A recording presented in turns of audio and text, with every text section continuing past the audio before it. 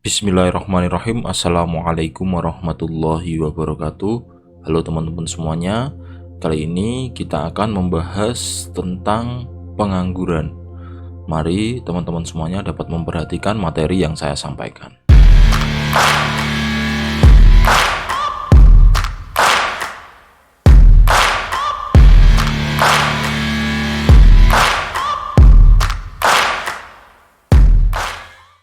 Kita awali dengan pengertian pengangguran. Ada dua ahli yang menyampaikan mengenai pengangguran ini menurut Satono Sukirno dan Nangga tahun 2005. Menurut Satono Sukirno, pengangguran adalah jumlah tenaga kerja dalam perekonomian yang secara aktif mencari pekerjaan, akan tetapi belum memperolehnya. Sedangkan menurut Nangga, ini pengangguran merupakan suatu keadaan di mana seseorang tergolong dalam kategori angkatan kerja. Nah, angkatan kerja ini adalah 15 tahun ke atas menurut Badan Pusat Statistik. Tidak mempunyai pekerjaan dan juga secara aktif tidak sedang mencari pekerjaan. Jadi tidak sedang mencari pekerjaan itu termasuk dalam pengangguran. Kalau sudah masuk dalam kategori angkatan kerja adalah usia di atas 15 tahun. Nah, ini dua pengertian pengangguran menurut ahli. Selanjutnya ada jenis-jenis pengangguran. Nah, di sini dibagi menjadi dua berdasarkan sebab terjadinya dan berdasarkan waktu kerja, lama waktu kerja. Kita awali dengan berdasarkan sebab terjadinya. Yang pertama adalah friksional. Friksional ini secara pengertian adalah seseorang yang ingin mencari pekerjaan yang lebih baik lagi. Jadi ada berpindah tempat mencari pekerjaan yang menurut si pencari kerja ini lebih baik daripada pekerjaan yang sekarang dimiliki. Jadi pengangguran friksional adalah pengangguran yang disebabkan oleh sistem yang tidak bisa mempertemukan antara pembuka lowongan kerja dan mencari kerja. Jadi karena ini ketidaksesuaian antara pencari kerja dan pembuka lowongan kerja, sehingga mencari pekerjaan lain yang lebih baik lagi. Itu sedangkan siklikal ini karena keadaan ekonomi suatu negara. Nah, terjadi resesi ekonomi ataupun kemunduran-kemunduran ekonomi dalam suatu negara. Sedangkan struktural di sini secara mudah adalah perubahan struktur perekonomian, contoh dari agraris ke industri. Jadi sebelumnya pertanian yang menyebabkan para pencari kerja belum memiliki skill yang sesuai dengan struktur perekonomiannya, sehingga dia menganggur. Dari petani berubah menjadi industri karena belum memiliki skill. Karena belum memiliki skill tersebut, dia akhirnya atau para pencari kerja ini belum bisa mendapatkan pekerjaan akibat dari struktur perekonomian yang berubah dari agraris ke industri. Kemudian yang keempat adalah karena teknologi di sini. Nah, di sini akibat dari mesin. Nah, ini bisa terjadi pengangguran akibat dari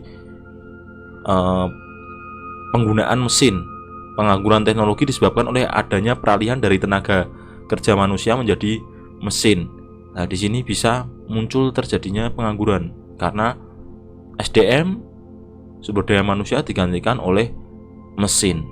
Ini masih banyak contoh beberapa perusahaan yang menggantikan atas dasar efektivitas dan efisiensi meng-PHK karyawannya digantikan dengan mesin. Itu untuk berdasarkan sebab terjadinya. Selanjutnya, jenis pengangguran berdasarkan lama waktu kerja. Di sini ada pengangguran terbuka. Pengangguran terbuka adalah keadaan seorang yang sama sekali tidak bekerja dan sedang berusaha mencari pekerjaan. Jadi seorang yang tidak bekerja, sama sekali tidak bekerja, dan sedang berusaha mencari pekerjaan atau berusaha mencari pekerjaan dari lowongan-lowongan pekerjaan. Nah, ini karena tidak sedang mencari pekerja, orang yang masuk dalam angkatan kerja dan tidak sedang mencari pekerjaan sudah masuk dalam pengangguran terbuka. Itu. Kemudian pengangguran tidak sepenuh waktu atau setengah pengangguran itu kalau dalam satu hari standarnya adalah 7-8 jam untuk waktu bekerja. Nah, ini kurang dari itu, belum mencukupi jam kerja per harinya, maka disebut dengan pengangguran tidak sepenuh waktu. Kemudian pengangguran terselubung, pengangguran yang pada orang yang mempunyai pekerjaan tapi produktivitasnya rendah, jadi penghasilannya kurang dari standar UMR, upah minimum regional. Nah, itu dikatakan pengangguran terselubung. Kemudian pengangguran musiman ini seperti petani, sawah, atau ketika haji itu mengikuti anggota kerja atau satuan kerja haji, itu bisa dikatakan pengangguran musiman. Nah, itu merupakan 4 jenis pengangguran berdasarkan lama waktu kerja. Kemudian ini ada faktor penyebab pengangguran. Yang pertama adalah jumlah tenaga kerja dan jumlah lapangan pekerjaan tidak seimbang. Ini bisa terjadi di dalam suatu negara. Jadi jumlah penduduk lebih banyak yang masuk dalam angkatan kerja dibandingkan dengan lapangan pekerjaannya. Terus yang kedua adalah kemajuan teknologi. Nah, ini karena tidak memiliki skill, tenaga kerja tidak memiliki skill sehingga tidak bisa mengikuti kemajuan teknologi yang ada. Ini bisa terjadi. Atau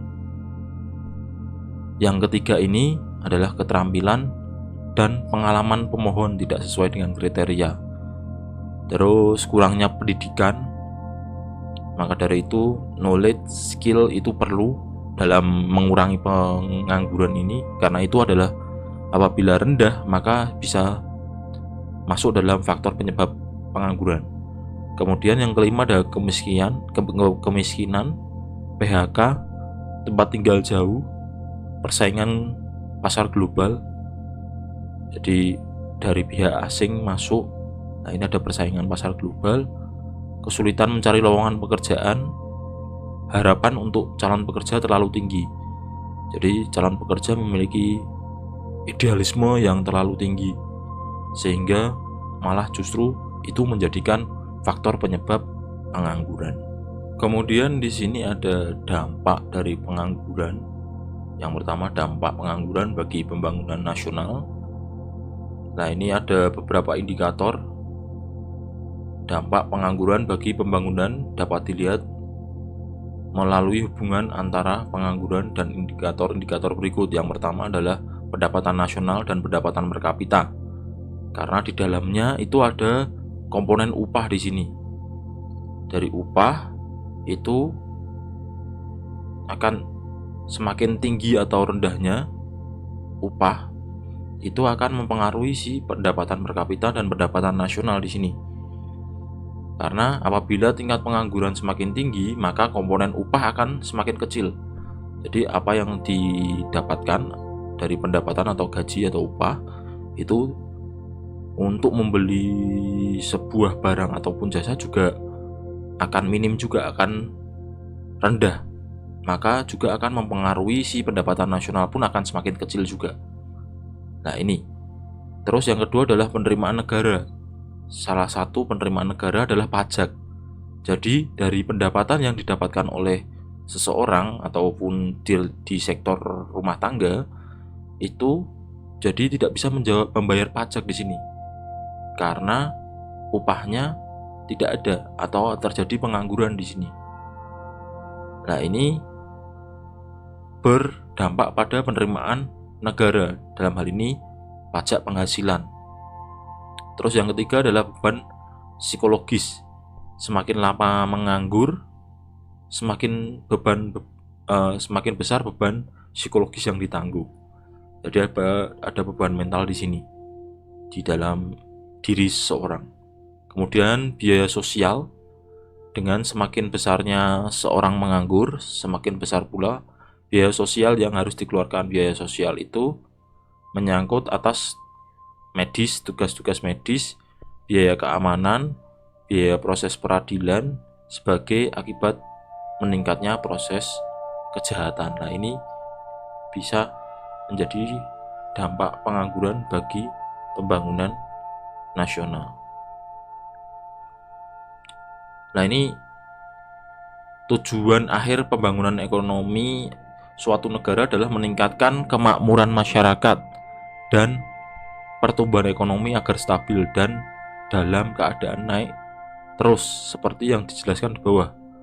Ya, ini pengangguran bisa menyebabkan masyarakat tidak dapat memaksimalkan tingkat kemakmuran yang dicapai. Jadi akibat dari pengangguran ini dia tidak bisa mencukupi kebutuhannya. Hal ini karena pengangguran bisa menyebabkan pendapatan nasional real yang dicapai masyarakat akan lebih rendah daripada pendapatan potensial, pendapatan yang seharusnya akibat dari pengangguran yang ada. Pengangguran akan menyebabkan pendapatan nasional yang berasal dari sektor pajak berkurang tadi berkaitan dengan pajak, karena pengangguran ini tidak membayar pajak penghasilan. Pengangguran tidak menggalakkan pertumbuhan ekonomi. Adanya pengangguran akan menyebabkan daya beli masyarakat berkurang, membeli barang dan jasa akan berkurang, sehingga ini berdampak pada pertumbuhan perekonomian di sini. Karena dalam perekonomian adalah daya beli atau membeli barang dan jasa ini perlu ditingkatkan karena berdampak pada pertumbuhan ekonomi. Karena adanya pengangguran di sini akan berkurang permintaan akan barang-barang hasil produksi tersebut. Jadi seorang akan berkurang membeli barang-barang ataupun jasa. Keadaan demikian tidak akan merangsang investor untuk melakukan perluasan atau pendirian industri baru. Jadi investor enggan untuk menginvestasikan dananya untuk mendirikan industri yang baru.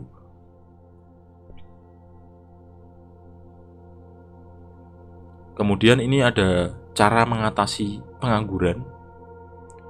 Sebenarnya pemerintah sudah melakukan beberapa cara ya, memang dengan salah satunya adalah mendirikan badan pelatihan.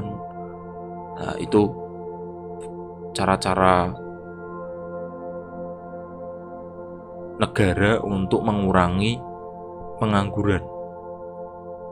Kemudian ini menurut Paul Samuelson dan William dalam buku ekonomi mengemukakan cara-cara mengatasi pengangguran. Yang pertama adalah memperbaiki pasar tenaga kerja.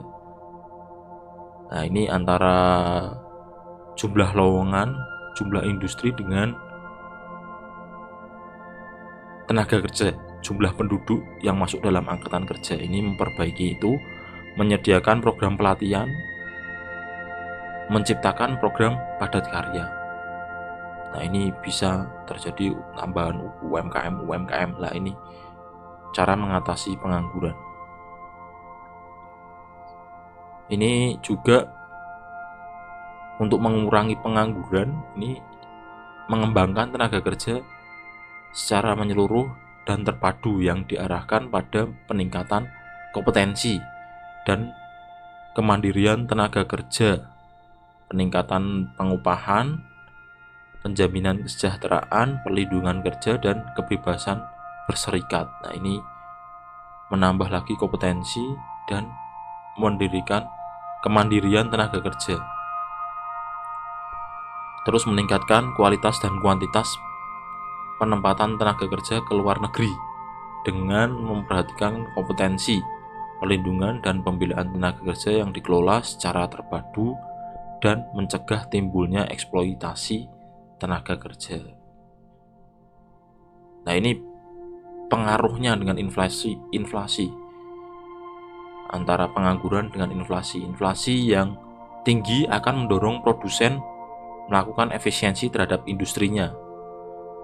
Nah, ini karena adanya inflasi yang tinggi, ada efisiensi, sehingga merasionalkan tenaga kerja. Akan ada perampingan di sini, perampingan organisasi akibat dari inflasi yang ada, yang berimbas pada pengangguran. Ini kaitannya dengan inflasi, harga naik, tapi